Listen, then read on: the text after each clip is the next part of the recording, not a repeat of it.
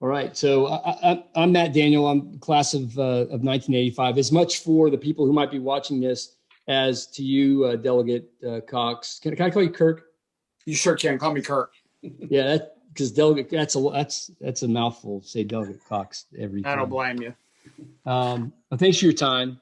For us, for the Spirit of VMI, this is a series of about 8 questions with a couple of add-ons, ABs that we sent to you that will be sent to other candidates, the exact same questions, the exact same reference points that we gave you, so that we know that you guys aren't VMI experts necessarily. So wanted to give you a little bit of context. Hopefully that was helpful. Wikipedia does wonders and can tell you a lot. Not everything's 100% true, but it's probably good enough to give you the context of what we're looking to do. Planning on this being 30 minutes max, probably 25 to 30 minutes. And if we're done early, then you get to go eat dinner quicker.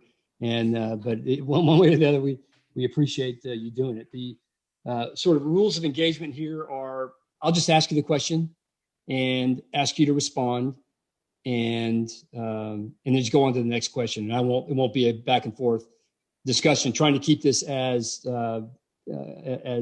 clean so that the same experience is given to the other delegates, and so we have a product that is the same all the way across, if it makes sense. We'll do the Republicans first because you guys have an event coming up pretty quick, and the Democrats, whoever we can get to do that a little bit later, probably a month from now or so, and give them an opportunity. Right now, we've got you and Senator Chase, and still trying to get Glenn Youngkin and Pete Snyder on the calendar for this, but don't have them as yet. I think. Do you have any questions before we start? No, I'm good. Thanks. Okay. And you got the questions that we sent and all the references and all that stuff? I did. Thanks. Okay. Appreciate it. Okay. All right. Well, we'll just go ahead and start then with question 1. Have you been to Lexington to VMI and toured the post, the campus? A bunch of times. When I was on the appropriations committee, I was chair of the higher ed subcommittee. And so all the 4-year publics were under us and all the community colleges. So in that position, also as a majority leader, I met with General P at least 3 times a year. So what we liked to do was that we would go through and look at all the various capital projects that we had funded. So in 2015 in May, we did a big tour of VMI. And then in 2017, we did even a more extensive tour of VMI. I also had the privilege of chairing the World War I, World War II Commission. And as you know, VMI, through sort of their Leadership Institute and Ethics Center, does a lot of symposiums. And so one of our keynote World War I symposiums was actually done at VMI. And I know you can't see it, but I tried to. But you really should go to the World War I, World War II website, because it was American leadership and generalship during the Great War. It was April 27th, 28th, 2018. And it was really well done. It basically talked about VMI's role, the role of the doughboy, modern warfare. This, I think, is very important, including African-American soldiers' contributions and share of the crucial role that Virginia played in the Great War and VMI. And that was our signature World War I symposium. So I've obviously been to VMI a lot. And I'll describe that in some of the later questions, some of the work I've done. But very impressed. I mean, I actually went through the barracks. We were shown basically how the regiment works from early morning to late at night, et cetera. So, right, kind of freaky going through barracks. It was, but here's the good news. We put about $66 million into reconstructing the barracks. So. Right. Well, it shows it. Okay. And so do you know? So you know some VMI graduates. You know people who come from VMI. Yeah, I know. Obviously, a ton of them. I've worked with a lot. As you know, we have a lot of legislators that went to VMI. Tommy Norman, Scott Linkenfelter, et cetera. I had met sort of a unique experience. I was a 30-year U.S. and Virginia government teacher. And I at least had, of course, I taught 12th graders. I at least had one VMI grad every year. And that was a lot of fun because they would come back and see me and we talk about, the rat year and their experience, et cetera. So, and I think I wrote at least about 50 recommendations to VMI. I had a whole file on them. So. Awesome. What's been your impression of graduates? You sort of answered the question already, but if you had anything else that you want to add to that. It was tremendous. And of course, one of my jobs as a legislator and chairing the higher ed subcommittee is to be very familiar with our public institutions. We had to fund them and we had to decide what capital projects to fund and even what their general fund rate would be. And so I loved it. I mean, as you know, the faculty student ratio I really like, as I recall, it was like 1 to 12. From George Marshall to probably the most Congressional Medal of Honor winners to 11 Rhodes scholarships. It's always, and we track these, always been, I think the last time we went through was the fourth public liberal arts college in the nation. I love the fact that so many, both men and women, played NCAA sport, that whole mentality. So I've been extremely impressed. I mean, I would say both from, a military standpoint, a commissioning standpoint, an engineering standpoint, one of the top engineering schools in the nation. So both from a National Guard reservist and also, to me, if you look at the business community in Virginia, you'll find so many prominent people that are VMI grads. And the thing that I love about VMI grads is that they have a heart for public service and they have a heart for each other more than any other institution that I know of. Well, I'm going to skip to to question 5, which got 2 parts to it, and then go back to question 4 because I think it flows better like this. So you kind of made the value proposition for VMI already, but just because I need to ask this question, do you think that VMI is a valuable resource to the Commonwealth and the nation, deserving of the resources that it gets annually? You read in the paper from the National Capital Region reference to $19 million and et cetera, challenging that. Is that something that you think it's worth it? I definitely think it does. And one of our jobs, frankly, on appropriations was to look at the value of an institution and were they producing what they said they were doing. I mean, and VMI always was tremendous as far as that goes. I mean, I outlined some of that, but if you look from both a civilian and a military standpoint, the way they have fulfilled their mission, I think has been absolutely outstanding. And I've had the privilege over the years to sort of see so many, great graduates. So what I love about Virginia, and we've always said this, we have very diverse institutions. So you have, the UVAs and the Techs, you have, the Court, Virginia Tech, you have VWIL, et cetera. But VMI to me is extremely unique and unique and really offers a tremendous experience. It's tough. I mean, my students used to come back and having barely survived their rat year, but they would say that system that sort of breaks you and then builds you back up really made them. And I think that's why you have so many Rhodes Scholars and so many Congressional Honor Award members, et cetera. Yeah, Hugh and I were just talking about that before you guys came on, telling stories. If nothing else, you have a lot of stories at VMI. So would you, as governor, be willing to veto legislation that would threaten the appropriations to VMI?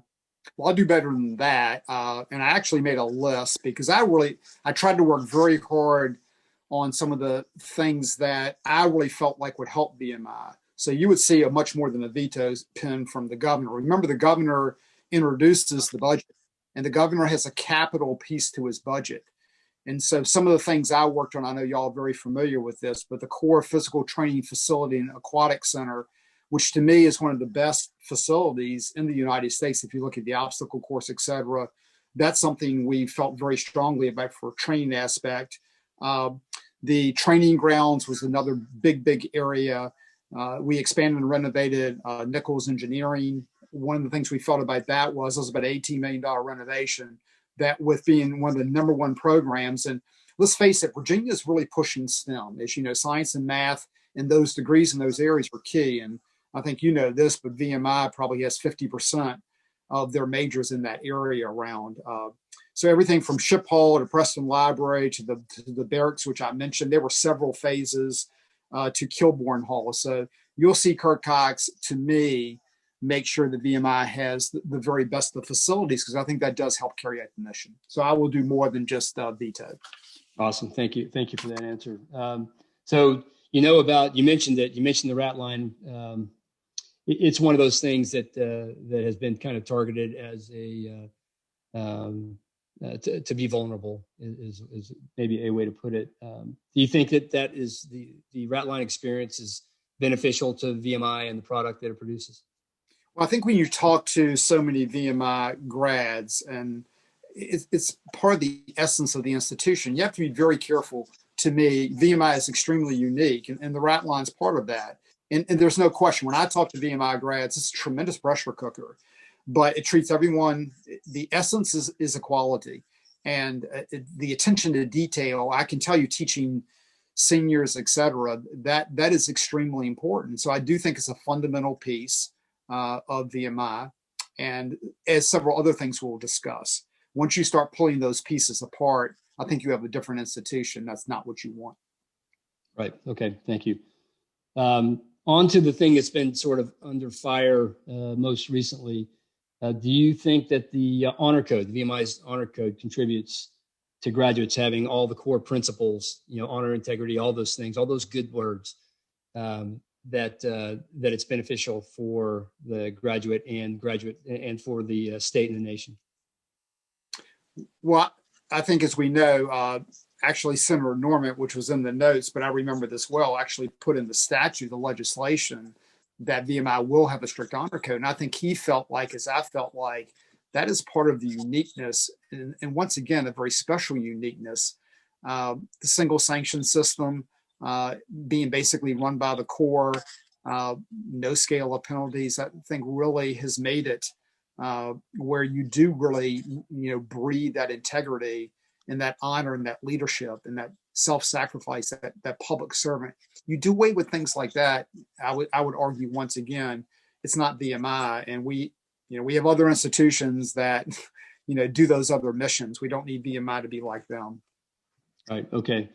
Thank you. Do you think that the honor system, the code, or just anything in the system that you know of requires modification or change? Don't. I mean, that doesn't mean, look, I think everything in life, as you go through, you look at things and you always strive to improve, but I don't see anything that within, to me, that honor system, because that honor system, what I like about it is that, and this is, I think, what people lose a lot about VMI, is it treats everyone, it's colorblind, it's everything blind. And that's the way it should be. And I like that concept very much. Okay, thank you. Do you know, you're familiar with the Board of Visitors and the makeup of the Board of Visitors, and so you're very familiar. So 16 members, all that stuff. Do you think that the Board of Visitors, as it is right now, is structured the way that it should be? And if it's not, what would you change? I like the way the Board of Visitors are done. As I recall, you have 16 members. I think there's 12 alumni. You have 4 that are out of state. You have an 8, I think, out of 12, 8 out of 12 must be residents of those alumni. I like that mix. And for this reason, it is a unique institution that I think you must understand what it's like to go through those rigors, et cetera. I probably, as a non-VMI guy, I've studied as much as anyone. But having said that, I didn't go through, the rat line. I have not had that experience. I do think that's very, very important. As you know, Matt, I think the key to Virginia is this is our government system. That's the Board of Visitors. And once you start to, and I think the big issue here is that there's nothing wrong with that construct. You can't politicize that construct. If you do that anywhere, and that's what we see right now, then where does it stop? I'd be very fearful if I was the other universities, when you start to go down that road, that doesn't become the mantra when there's a political issue on either side you don't like. So I do think the construct's a good construct. I think it's well thought out. Okay, thank you. So the last question is, so I'll air quote this. There's a clear and appalling culture of ongoing structural racism at VMI. I bet my colleagues on the board here asked me to sort of tone down the question a little bit. But so as governor, what actions would you consider to correct the current governor's statements and behaviors, actions directed at VMI? Well, I don't agree with that statement. I've observed VMI a lot. I've taken, like I said, I've been on campus, an incredible amount. I actually did something that was really interesting. As you know, you have the General Assembly reception every year at the Library of Virginia, and General P would always bring the recruits down. And I actually, when I was speaker, reserved the speaker's conference room to speak, and I spoke every year. So I got to see a great mixture of VMI cadets, and that's obviously of all races, men, women, etc. I taught a variety of students of all different backgrounds that went to VMI, and I never heard that. I mean, I heard complaints, but it was about the toughness and getting through, etc. I totally disagree with the governor's premise, of where he's gone. The investigation, to me, had a predetermined outcome, which is once again an extremely dangerous precedent. I was very honored. General P awarded me the Meritorious Service Award, which is the highest award a civilian can get from VMI. And of course, I had a very long and great relationship with him. And so I felt like that, basically letting go of General P or firing him, essentially, who are we kidding? And all that predetermined thing. So then you have an investigation with a survey that is, to me, biased. So you're going to get the outcome that you want.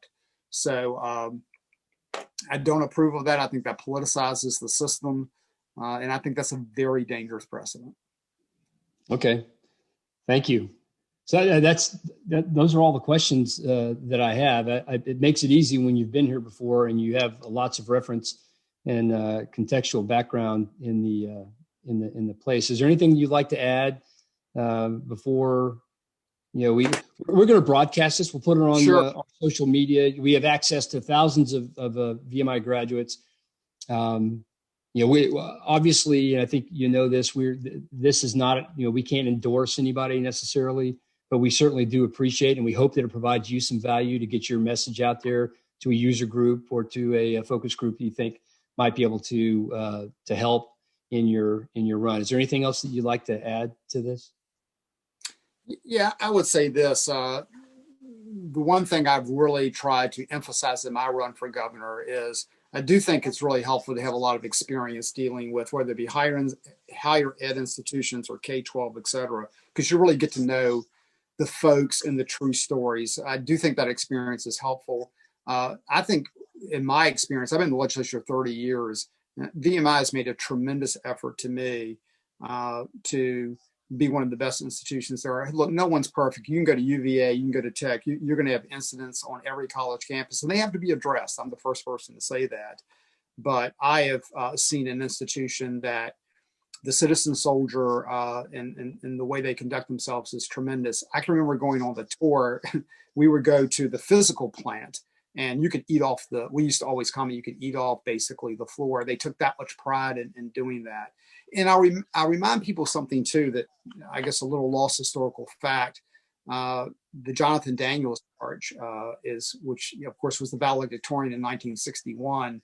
And of course, a seminarian who actually was gunned down in 1965, advocating for civil rights. And sometimes that history is not told, which I think is also very important. So I really appreciate the opportunity to be able to do this and be able to speak to a lot of the VMI and alum directly. So thanks for the opportunity.